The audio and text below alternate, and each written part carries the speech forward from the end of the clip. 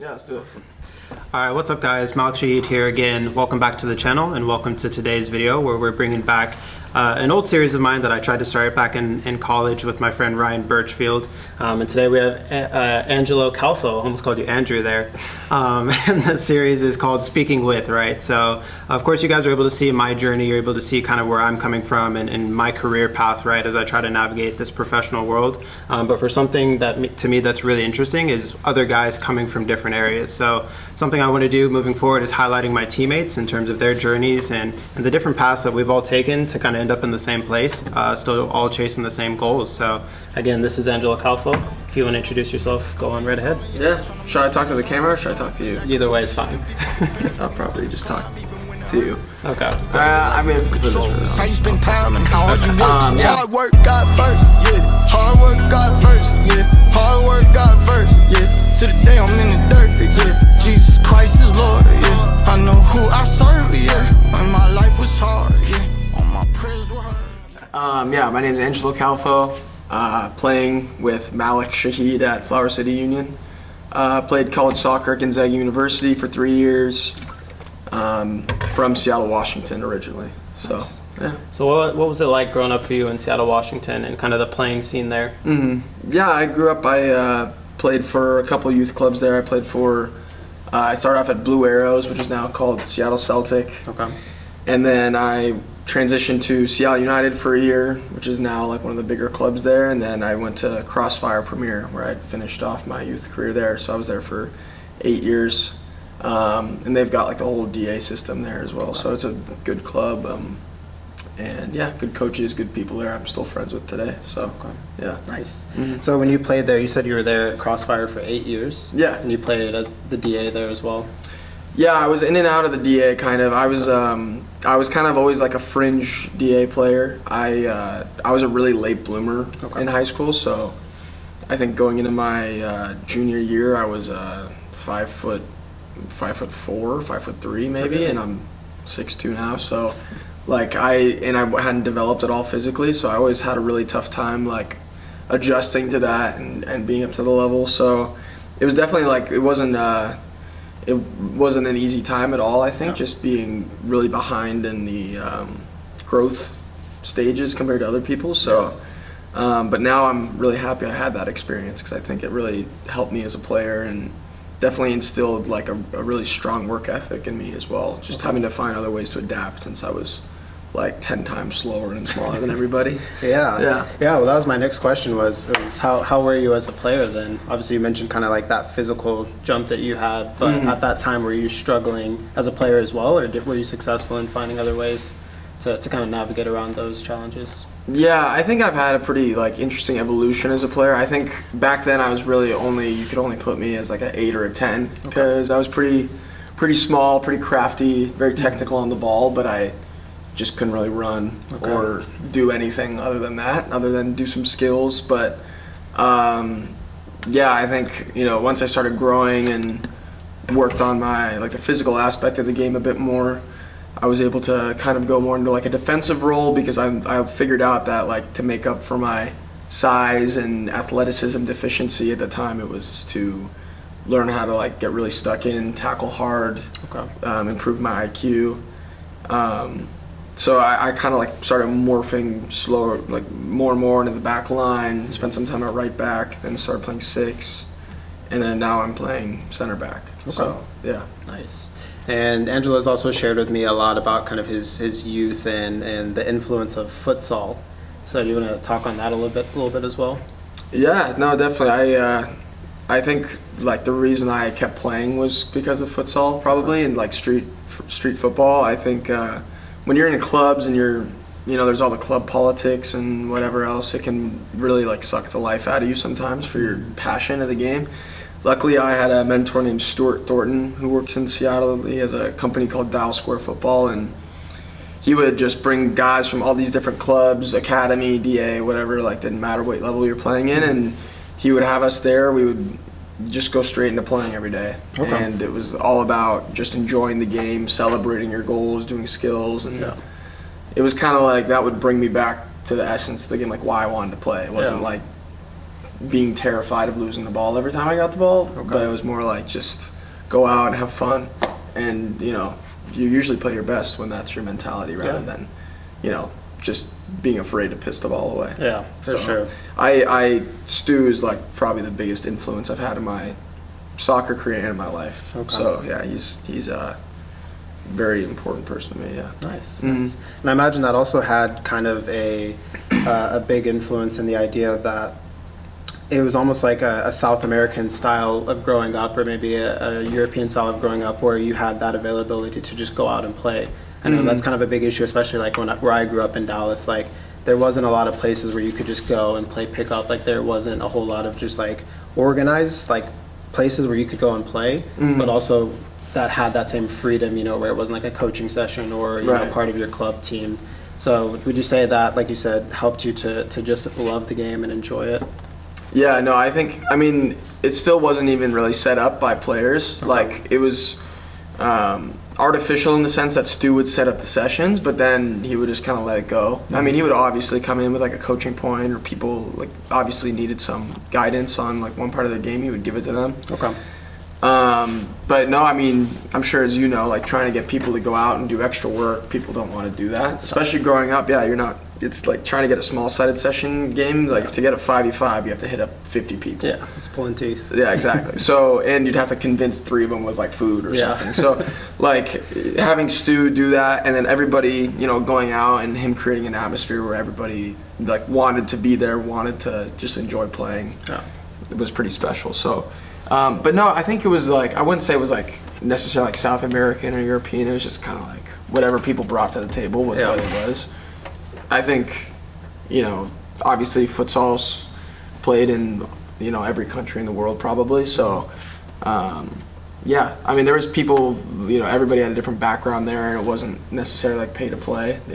So it was just a lot of different backgrounds, different club situations, different, whatever. Everybody from different parts of Seattle. So it was a really cool environment that he created there. Nice. Yeah. Nice.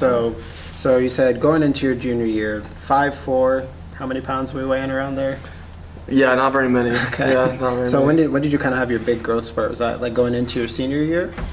Yeah, well, I tore my ACL my junior year. Oh, geez. So I tore my ACL.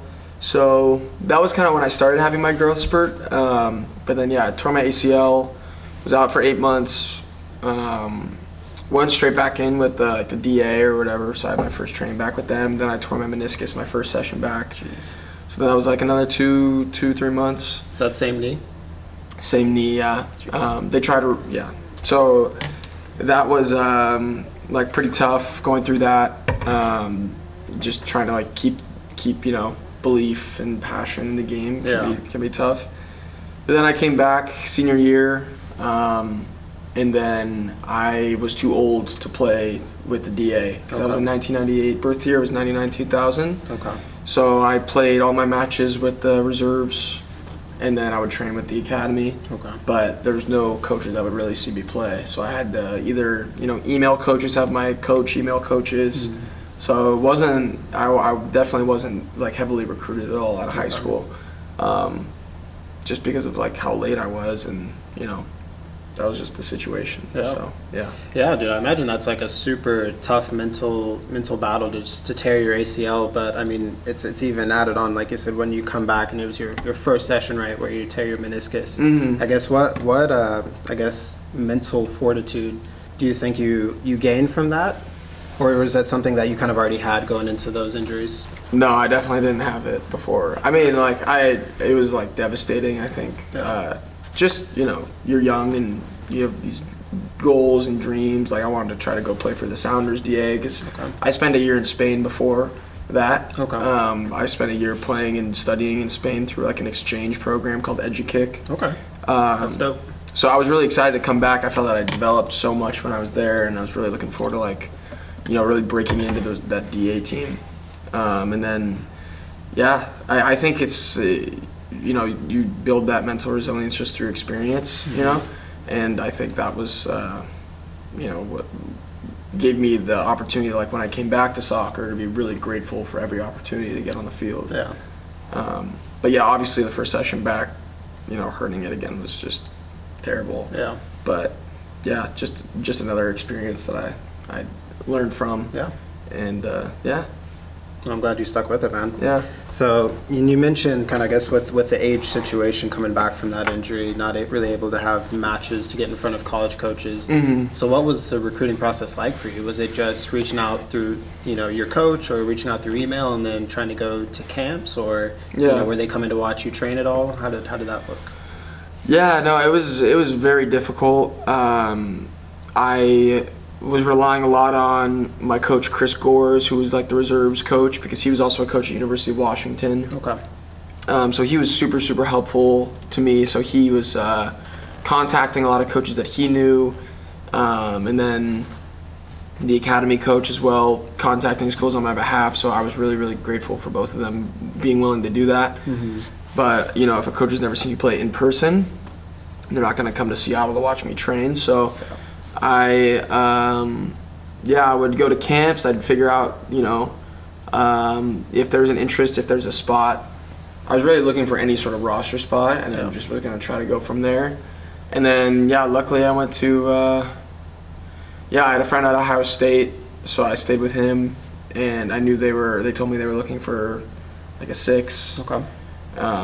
Which is the position I was playing at that time. And then I went there. Then they were like, we're not really looking for 6 anymore. Like, we committed a guy. I was like, okay. But then the University of Dayton was there, so I was like speaking to them. And then that was kind of like the last college team. It was like Dayton and University of Redlands, so like a D3 and a D1. And the D1, I could tell they just weren't. It was more of like a walk-on almost type of spot. So I'd be going for soccer, but I was so late in the process that it was just like, I really wasn't like super excited to go. Yeah. Just because I could tell they were kind of just like, you got a spot, but whatever. Kind of last man on the roster type situation. Yeah. Which I was grateful for, but I decided not to end up pursuing either. Okay. So yeah. But eventually you ended up landing at Gonzaga, right? Well, so what happened was, at a high school, I had, this option to go to University of Redlands, which is a Division III, and then a lot of other Division III schools, and then Dayton was really the only D1 that was a possibility. Okay. And then was that a goal of yours? Like, I have to go D1? 'Cause I know, especially for me, and like the area I was in, it was like, if you weren't going D1, you were kind of a bust. So was that? Yeah, no, I mean, obviously I felt like I had to play D1 because my goal was to play pro, and there's kind of like a stigma. It's like, if you go to D3, you can't do it, which is, now knowing that, I would have completely, if I could go back, I'd be like, you could go D3. Yeah. I wouldn't change anything, to be honest, but like, that mentality of being like D3 will always be the best way to play pro is just a total falsehood. I mean, if you look at our team, we've got guys from NAIA, D3, D2. Yeah. Look in the USL, look in the MLS. There's a plethora of different ways to get to the pro game. Oh, yeah. So, but no, that was definitely my mentality, was like, I have to find a D1. But no, what ended up happening was Stu, he had found this program, and you would still be able to do your degree, but then you're also playing in England, and you have the opportunity to go and like, showcase yourself in front of like under 23 sides. And I had already had that experience of living in Spain for that year, and I loved it, and I knew how much I developed. So I was like, I gotta go. I gotta, make the jump and see what happens. Okay. Worst case scenario, I come back and play for one of these guys the next year. But yeah, no, that was kind of how it went. Okay. Yeah. So you were 18 at the time when you went over to England? Or yeah, 19? I think I had just turned 19 when I got there. Yeah. Okay. Yeah. And then what was that experience like, playing over there? No, it was unbelievable. Like I said, I mean, I think it was like probably one of the best decisions I've ever made. Okay. I was still able to, keep doing my degree, which was awesome. And then I was playing on a team where we had guys who had done 4 years at a D1, or, were doing their masters there. Okay. Or guys who weren't even doing school, they were just playing on the team to try to get picked up. So, and the coach there, Rob Jones, played professionally for 20 years. And then all the other coaching staff had played at, in the first division of England before it was the Premier League, first division. So going back a bit. Exactly, yeah. So they were old time, but like Rob had played in League Two. He had managed the League Two team to promotion. So he was the best coach I've ever had the opportunity to work with. Okay. Other than Jordan Sullivan.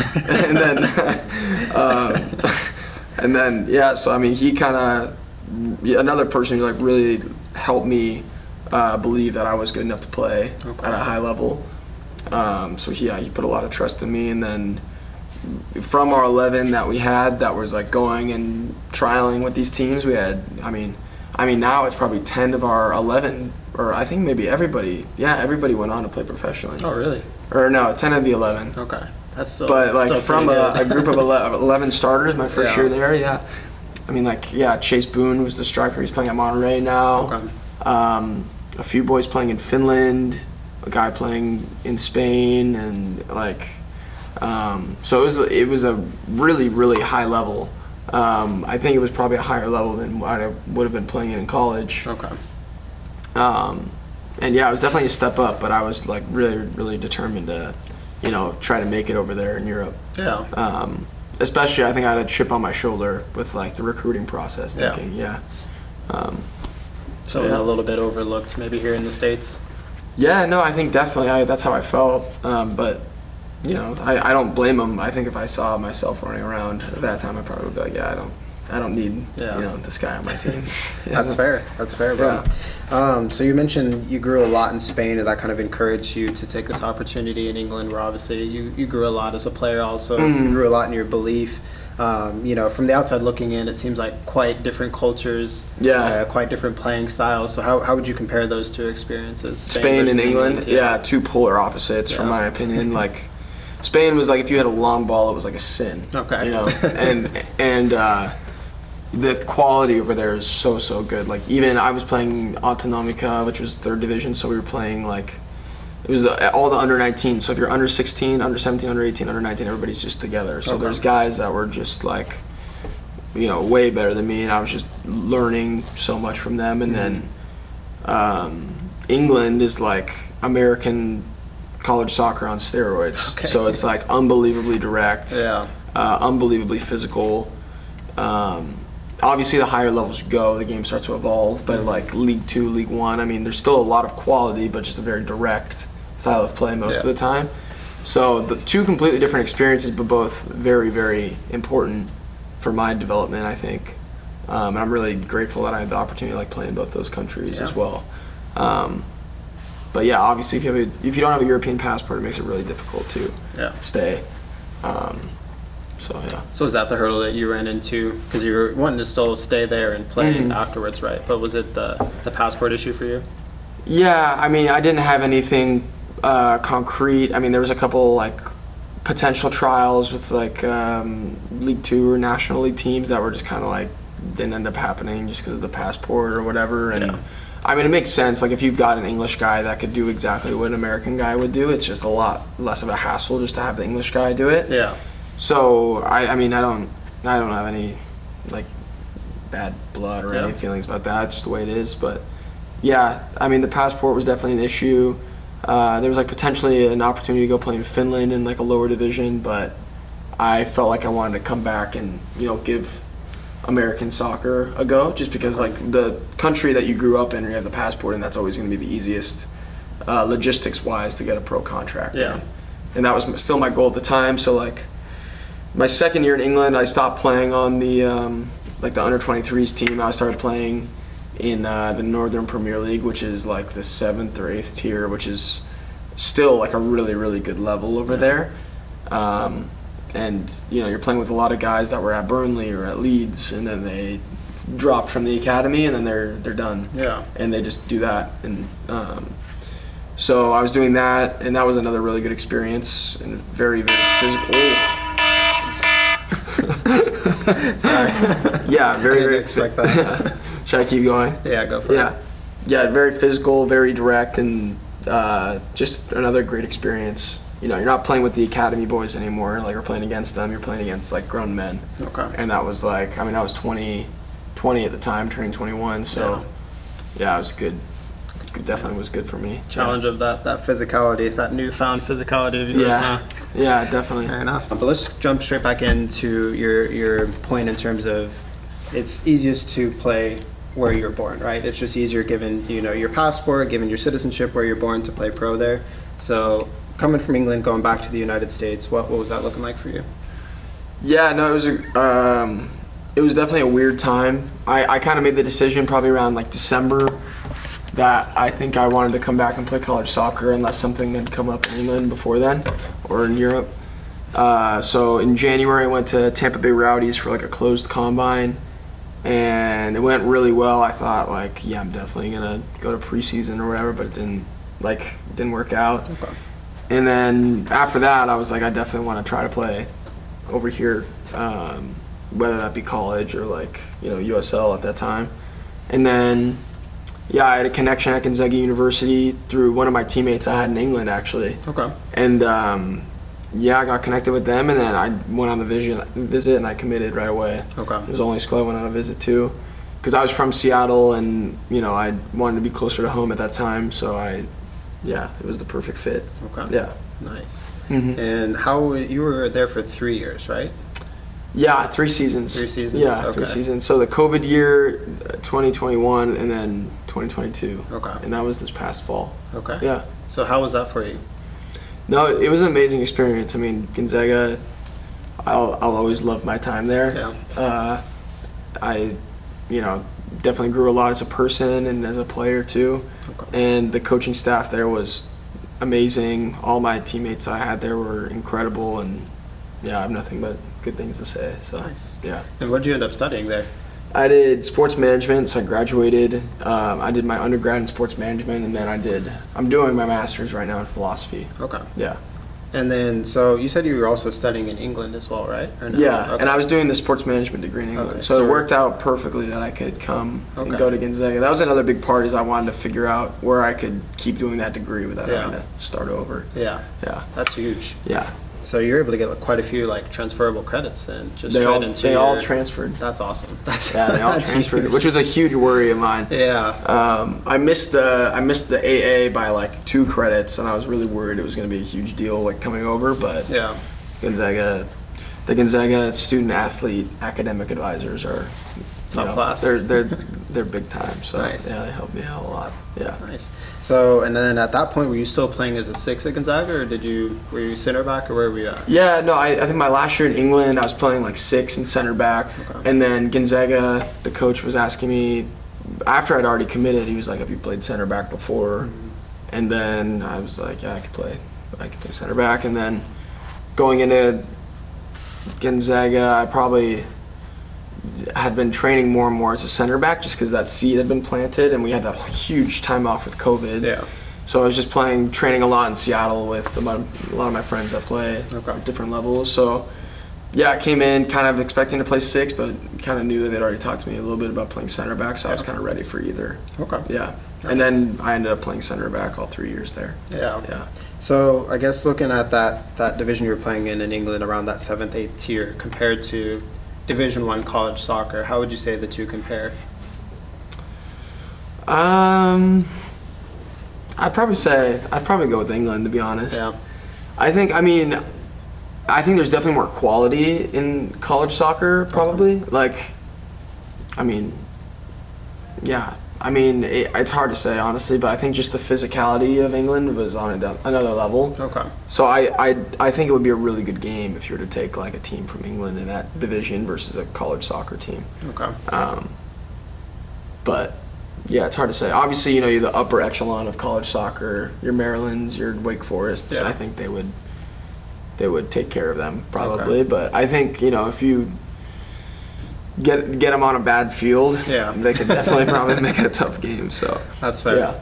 Yeah, I've always been kind of interested in terms of the play style in England and the quality in England. I played with a guy, I think I told you, a goalkeeper of mine at Lipscomb. He was from the Wolverhampton Academy. Right. And he used to always tell me, you'd be such a great fit for like English football. And I was like, I don't know if that's a compliment or not, you know? No, I mean, I think it is a compliment. It's very direct. I mean, it's still very technical, but Okay. there's definitely a bigger emphasis on like going forward. But I mean, it's very similar to college soccer, Yeah. depending on what program you're at. But no, I think it translates really well. I think that's why you see a lot of English center backs and English 6s come over and do like really well in college soccer, Yeah. and strikers as well.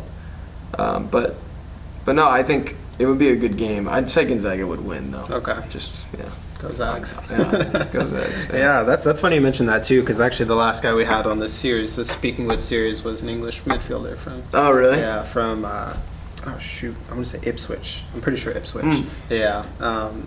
But what's funny to me is that like Birchie, and you know we talk about it in the last video as well. It's like he's like just one of the skinniest guys you'll meet, one of the skinniest players, like not super physical, just super technical. So that was part of his decision in terms of leaving England to come to the U.S. was to be in a more technical kind of program. At least that's what we had at Lipscomb, you know. Yeah, But I think American soccer is definitely changing so much. I mean, we're right in the thick of it, just with all the different pro leagues, and then MLS Next Pro obviously now is changing the way college recruiting is going to be. yeah, So it's a really interesting time. And then I mean, there's not really an identity of American soccer right now Yeah. of like how we play. So I mean, there's no wrong or right way to play the game, I don't think. But yeah, it's definitely would suit him more, your friend, being in America than probably in England. Yeah. But there are places in England where they play like, really, really like beautiful soccer or football. Yeah. fair enough. Mm-hmm. So getting back into your story. So you're at Gonzaga, you graduate, pursuing your master's degree as well, right, in philosophy. Mm-hmm. And during that process, you said you graduated with your undergrad in 2022. Yeah. December, So that was in the spring 2022. Yeah. Okay. So spring 2022. Yeah, I graduated and then did another fall. Yeah. Yeah. So coming into this year, 2023, still ambitious to play professionally. What was that process looking like for you? Yeah, so I knew that at the time there was USL Spokane was supposed to be coming in for 2023 fall. So that was kind of like the idea was, to go hopefully directly into that from Gonzaga. Okay. But then they pushed it back a year. But yeah, I just came in, was going to do my master's, and came off like a really, really good USL 2 season, so I was feeling really good. And who'd you play with? I played with Ballard FC. Okay. So that was, I mean, honestly, that was one of the best experiences I've ever had playing. Really? Both my USL 2 seasons, I think. I mean, I loved my time in college too, but the atmosphere at the Timbers 23s and then Ballard were both like really, really, really, really professional. Okay. Really enjoyed working with the coaches there. Yeah, I mean, the Ballard organization was just amazing to be a part of, and they're in Seattle too, growing up, so it was very like special to join that. Yeah, be able to play there back home. Nice. And then so playing with you said the Timbers U23s, right? Yeah. So that's where you met one of our other teammates for the first time, right? Trevor? Yeah, I met Trevor at the Timbers. Yeah, it's such a small world. You have these little connections everywhere. Yeah. Okay, so then ultimately, before we get into how you ended up at Flower City, I wanted to ask you, at what point in your life did you realize you wanted to play pro footy? That's a good question. I think I was like 10 or 11. I had a coach who named Kevin Walsh, who was with Seattle Celtic, who worked also with Stewart at Dial Square. Okay. They were initially with the same company. And yeah, once I started getting coached by those guys, just being around them and like the atmosphere with soccer, I just like, it was all I wanted to do. Okay. So I think I knew pretty early, like I wanted to. Also, my first year at Crossfire, I went to Inter Milan for like a trial, like they sent me there, yeah. Okay. And I realized like after going there, I was like, this is incredible. Like, I have to do that. Casual little Inter Milan drop in right there. Yeah, well, it was funny. It was like I was playing for another club, but then I went to a Crossfire camp, and they were like they had like Inter Milan coaches there. Oh, really? And then they were like, if you join Crossfire, you can come to Inter Milan to train. And I was like, I'm going to Crossfire. Like, Decided. So I did. Yeah, I mean, then I think it was after that where I was like, okay, I'm like going all out. And I was like 12. I was like 8th grade. Okay. So, but I think before that I knew for sure. Yeah. Yeah. Okay. I think probably like 5th or 6th grade I made the decision. And I would like write it out all the time and stuff. Really? Yeah. Okay. So, yeah. That's huge. That's huge. Kind of that written down belief in yourself that you want to achieve something and actually going after it. So I think, I mean, you'd probably agree. I know I've seen it in my story. There's a lot of guys that go into college soccer, to D1 college soccer, and they claim to want to play pro soccer. And then they kind of get into this process, and for whatever reason, they're dropping away left and right. Like, I don't know about you at Gonzaga, but I think, for example, at Lipscomb, you know, I think from the 4 years I played there, I think only 3 of us have actually played professionally, you know? Mm-hmm. So yeah, I mean, I think it's very important to kind of have those beliefs and to follow up on them. So yeah, So I mean, ultimately- yeah, definitely. yeah, how did you end up at Flower City Union then? What was that whole process like? No, it was definitely interesting. After the college season ended, I did a few like combines with MLS Next teams, and those both went really well. And I thought that I would end up at one of those teams. Okay. And then I was talking to a couple different clubs in just different leagues in America, and you know, I didn't really realize like the uncertainty, how difficult that can be just to navigate of not knowing exactly where you're going. So it was like 1 second I think I'm going somewhere in California, and then the next I'm going somewhere on the other side of the country. Yeah. And I thought like I'd be like, yeah, I'd be cool, I'd be okay with that. Like I'd be fine with the uncertainty, but it's actually it's very difficult. It's tough, bro. So I think that was one thing, and then yeah, I ended up going to preseason with the team. I was there for 5 weeks or 4 weeks, and yeah, they were kind of like alluding to signing me, but I now know that if you stay at a club for longer than 2 weeks, they probably don't want to sign you. But beginner's luck, Yeah. or beginner's whatever. So yeah, I was there, and then I left, went to another club, got offered a contract, and then when they offered the contract, Flower City sent one over the same day. Okay. Or the next day. So from having nothing to having 2 contracts was pretty That's huge. amazing, yeah. Yeah. And then I chose Flower City because I knew a couple guys here, Noah and Moombi, and you know, Noah was speaking really highly of the coach and the facilities. So I decided that was, you know, what was going to be the best route moving forward for me. Okay. But yeah, I got here, you know, I'd signed the contract before I came over, and it was definitely not as big of a moment as I'd envisioned it to be. Really? No, definitely not at all. Like, Do you want to dive into that a little bit more? In terms of like I guess you're talking about this build up of like I've had this goal written down since I was 12 years old, and now the day's finally here. And right, yeah. No, I think it was just like, there was a lot of stress. There was like some issues with the person I was negotiating the contract with. Okay. Like we had something set and they hadn't sent something back, which was like gonna give me that kind of like relief that I'm all good, I don't need to worry about anything. So I was Yeah. kind of just waiting for that to come back. I didn't even get it till I got here, so I think like, or like the day before I trained, he like sent it over. So I think I was like kind of just on edge after my experience before that. Like Yeah. things could seem like they're one way, and then at the last second they get pulled the rug out. Yeah. So I was like still just on edge about the whole thing until I got that. But I think, I don't know, when I signed it and sent it over to him, I was kind of just like, I was like alone at my dad's like apartment, and I was just like, huh. Like, I don't know. I don't Yeah. imagine differently. So, yeah. and I think also like I think part of, you know, being a pro is always trying to push for more. Yeah.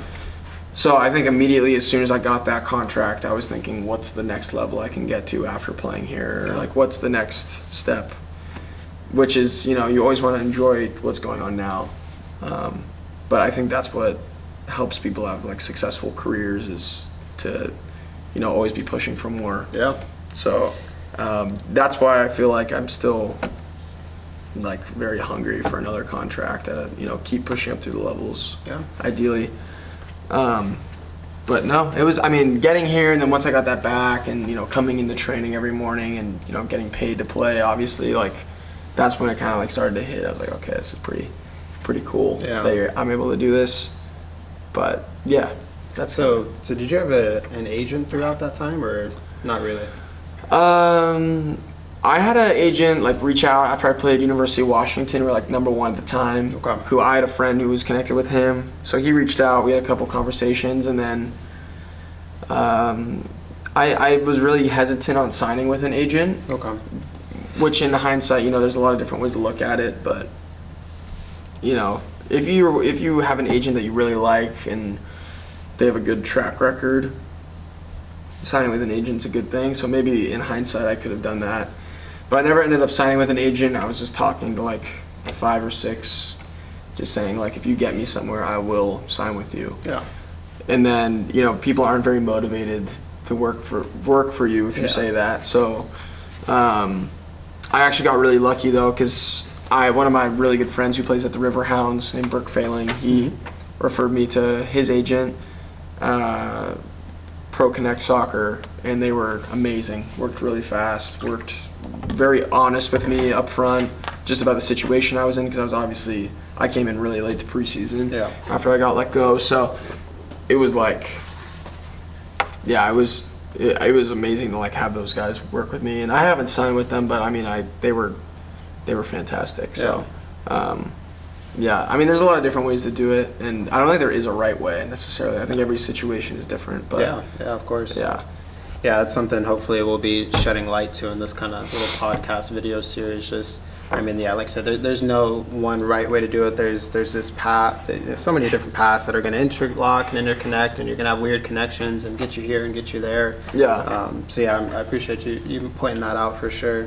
And then going back to kind of what you were saying about that moment where you sign, and there's no huge moment, or maybe that moment that you're expecting, and speaking about your hunger to keep on going, to keep on improving, to find that next contract. I think that's honestly a big difference maker for players that make it versus those that don't. I think you've probably found in your career, I know I've seen it a lot of times, where you have guys that they have goals, right, and they might even have stepping stones to the larger goals of playing professionally, right, and they kind of hit one of those stepping stones and they get a bit complacent. They're like, all right, I've made it, and they settle, and that might be the reason why they can't make that next step. I still kind of feel the same way I did at Gonzaga, to be honest. In a lot of ways. I mean, obviously it's a completely different level, and it's not, but I still feel almost like I haven't made it sometimes. What's next? Yeah, exactly.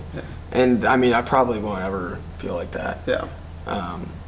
But I don't know. I think just learning also just to be, present. I mean, Flower City's a great club, great players, great coaches. So, I mean, it's a great place to be. For sure. For sure. So since signing, you come here, you're kind of in the team housing for a bit, eventually moving into your own place. Now that you're kind of settled into the city, we're about halfway through the season now. What does your kind of day-to-day look like as a professional? Yeah, no, that's a good question. I think I'll wake up, just go through everything I'd like to do in the mornings, and then I'll go pick up a teammate, stop and get a coffee on the way, and then get into training. Now we're training at 7:45. We have to be here, so we normally get here like 7:30. Hopefully, 7:30. And then training ends usually around 10. 10:30. And then I'll go to the gym with another teammate. We'll do that for 30 to 45 minutes, stretch out a bit, and then if there's guys still in the locker room, probably hang out there, chat for a little bit, shower, and then. Honestly, every day is different. Like I've been like trying to really like dial in on my recovery. So there's like the float tank I've been going to. There's the hyperbaric chamber that we kind of have like a little bit of a partnership with. So I'll try to do one of those 2 modalities after training, and then maybe take a nap after that, like a short nap or like a little break in the day, and then. After that, it's I've been working with College Soccer Guy. So I'll usually help one of my clients that I'm working with if we have a one-on-one meeting, or if we have like an academy night in the evening, I'll do that. But yeah, usually that type of work. And then I try to also like read and make sure to like have time to just like enjoy whatever. So all right, so. got a bit cut off there just with my camera. Like I've said in the past, it cuts off every 20 minutes. So got to set a timer before I forget that really quickly. A little 19-minute timer. But yeah, just cut off right when you were talking about obviously your work for College Soccer Guy, and making sure that you're always getting work done. You're always very busy. But something that I've noticed just being a teammate of yours is I think you do a really good job of, like I said, being a gatherer, being a guy that's able to bring guys together and making sure that it's not just spending 2 hours on the field together, that we're actually going out where we're getting to know each other beyond soccer. Maybe we're talking about the team or the coach, other players, like you say. Yeah. So yeah, I guess what value does that bring for you? Yeah, I mean, it's just like, I don't know, it's kind of a good way to decompress a little bit, just enjoy time. Not, because, when you're on the field and, there's so many different factors at play, everybody's very high stress and lots of different emotions go into being a part of a team as well. So, like, being able to go get, like, coffee or food with people and just kind of, like, get away from the game a little bit. And obviously, like, talking about funny stuff that happened at training or whatever is always great, too. But, yeah, it's just kind of a nice way to just, like, get away from the game a little bit too. Yeah. And then get to know your teammates, obviously, is always fun. Yeah. So, yeah, we kind of started going to the diner a couple times a week or once a week or when I got coffee. The spot. The spot, yeah. So I think that's, like, for me, one of my favorite parts of the game, or at least, like, being a part of a team is, like, those moments outside of training where you guys go get food or people go do something, go out or whatever. So, and I think it does help, just going into training every day with people that, you have a group of people that you enjoy being around makes a big difference versus going in every day, head down, just I'm only gonna, I'm just gonna isolate myself and then go out to train. Yeah. I think it's not ideal. Sometimes it happens, but I think I'd always rather have a group of people that I enjoy being around on my team. For sure. Yeah, I think when you talk about that environment where there aren't many relationships between players, or at least those relationships aren't great, I think that's when you almost feel like it turns into more of a job. Mm-hmm. And at the end of the day, it's a job, you get paid to do it, right? But when you're stressing those important moments of spending time together, developing relationships, I think it kind of drifts away from a job and you get reminded that you're just doing what you love to do every day and you're getting paid for it. So yeah, I agree. So that's huge. But at the end of the day, we're playing in NISA, the third tier of the U.S. soccer system, the professional levels, that is. Mm-hmm. So there's a financial reality that, not all contracts are going to be, huge. Not all contracts are you going to be able to live off of it. So you spent a lot of time with the College Soccer Guys. So you want to dive a bit more into that work and what you do there? Sure, yeah. So, I mean, training finishes around, like, 12, like I said, and the work that I'm able to do with them is really cool because we're helping people achieve their goal of playing college soccer. Like when I was going through the process myself, having someone to be able to explain the way things work, being able to go through your emails, give you just all the information needed to, like, be as successful as possible. So I really enjoy doing that, just because it's great to see people get that experience of playing collegiately. Because, looking back, it's pretty fantastic to have, like, a group of such a tight-knit, like, family almost. Yeah. And also be able to keep improving and playing soccer and get your education too. Yeah. So, yeah, that's what, spent a lot of time doing that as well. Yeah. For sure. Yeah, man, I mean, that's awesome, honestly. Just talking with you, even talking to your boss, Zev, like, I really love the idea behind the company, just because I know for myself, thankfully I had a pretty, relatively nice, easy, like, college recruiting process. Right. But I saw a lot of my teammates in the academy that didn't have similar success or didn't quite know how to word emails. And I look back at, similar to you, I look back at my 4 years at Lipscomb, a year and a half at Biola, and I mean, those are years that changed my life, you know? Like, those relationships that you make, the experiences that you have, it literally sets you up for the rest of your life, So I mean, I've been able to watch Angelo work a lot and see the intentionality that he puts into his clients. So if there's any subscribers, any watchers that are at the high school level and interested in his services, I'll leave a link down below in the description so you guys can check out what they do. But we'll go ahead and kind of wrap up this video with one last question. So if there's a guy who's, like I said, high school soccer player, maybe younger, maybe older in college soccer, what would you recommend for them in terms of any advice in their pursuits of playing professionally? I'd probably say just enjoy playing the game. Don't get too caught up in division or what school is offering me this or what's that. I would just always try to just enjoy playing the game, because you really have a finite amount of time where you can play like very, very competitively. Obviously you can try to play Sunday league till you're 80, but you only have a finite time to play really competitively, so just enjoying that, just focusing on the development of becoming a better soccer player, and enjoying your time with your teammates as well. And if you want to keep making it through the levels, then dissecting your game to figure out what I need to work on, and then turning those strengths into like the best qualities of your game, and then trying to turn your weakness into strengths. But I think the most important thing is just to play and have fun. Yeah. Because I think that the more you try to micromanage your soccer, for me at least, I don't play very well when I try to do that. Yeah, neither do I. Yeah, I think I think also the mental aspect of the game is a huge deal that's definitely not talked about enough. So, that would be my advice as well, is just to do a deep dive into that and see what sort of thought patterns you have, and, what other opportunities there are to improve your game from that standpoint. Because there's a certain threshold you reach where the game turns more of a mental thing than can you do this skill or can you hit this pass. Yeah, I think like we've spoken about in the past, that's probably the biggest factor, differentiating an MLS guy from a USL championship guy or a championship guy to NISA is, it's not always, maybe the technical aspect or the physical aspect. At times it is, right? But that mentality and their mental toughness, maybe it's the way they see the game, that's what's really making the difference. So definitely. Huge points. Definitely, yeah. Well, Angelo, I want to thank you for your time. Appreciate it, bro. I got to go buy this guy a coffee now for his time. Thank you, everybody. Yeah, it's All huge. right. It's great bringing Angelo on. He's the first of hopefully many of my Flower City Union teammates, where we're going to be just diving into their lives and how they've ended up at the pro level. So if you guys enjoyed this, make sure you leave a like for my boy Angelo here. Like I said, I'll be leaving a link to his services if you guys are interested in the college soccer guy.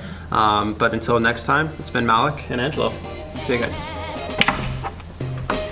Nice. That was good, bro. That was good.